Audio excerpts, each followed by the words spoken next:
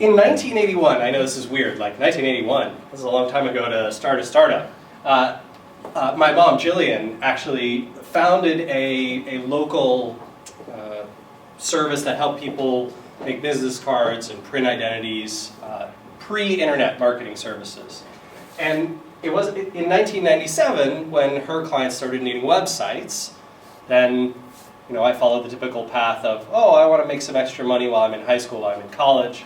I'll make some websites for her clients, learn HTML, learn CSS. I actually learned Flash, which is how I still build a lot of my graphics and stuff. In 2001, I know I'm speaking at a university, so I shouldn't recommend this, but I dropped out of college. I did not finish. I only had 2 classes away from graduating, so I paid them almost all the money, but I just didn't get the degree. And 2 classes away from graduating, I decided that I couldn't go to school anymore. I just needed to do this startup thing, and of course, following in the footsteps of other great Seattle entrepreneurs like Bill Gates, who did the same thing. And in 2002, Jillian and I started essentially a small agency that did consulting around website building. I built a lot of Flash websites. It was in 2003 that we had contracted some other consultants locally to help us do SEO, right? To try and get our rankings higher on Google for all our clients, so that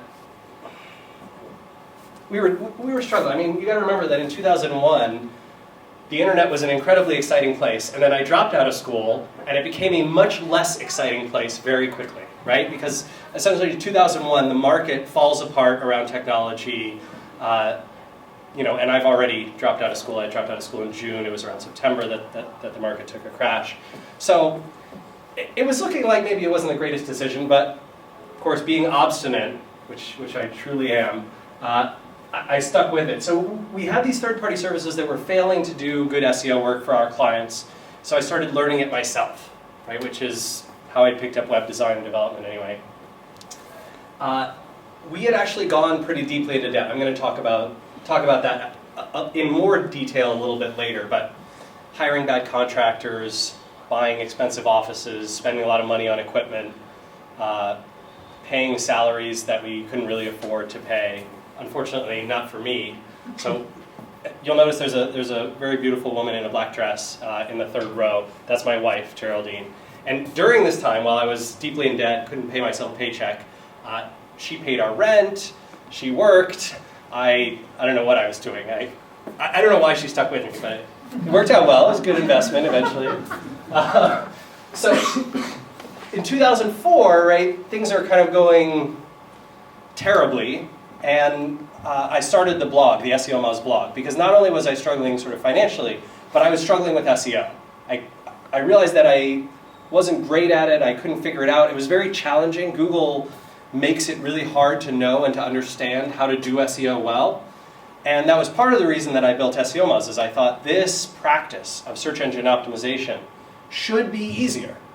It shouldn't be this black box. It shouldn't be so hard to understand. And so SEOmoz was founded around this ideal of transparency and sharing and information.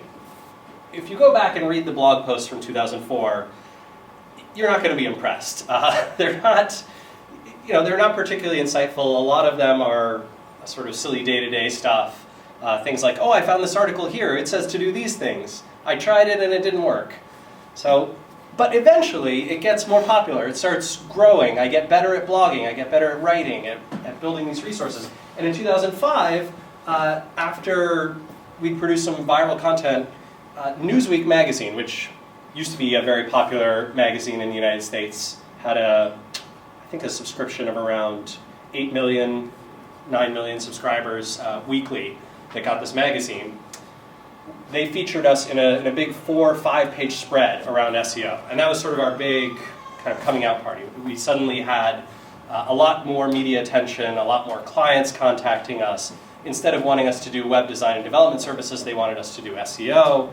So that kind of kicked us off. And in fact, the Newsweek article was the impetus for me writing something called the Beginner's Guide to SEO, which is still a relatively famous and well-regarded resource.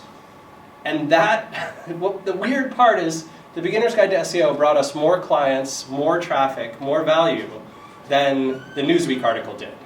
I thought, oh, Newsweek's writing an article. I better write a guide to SEO for all the people who are going to come to the website from reading the magazine and want to learn more. And it turned out the other way around, right? That the guide itself was more popular.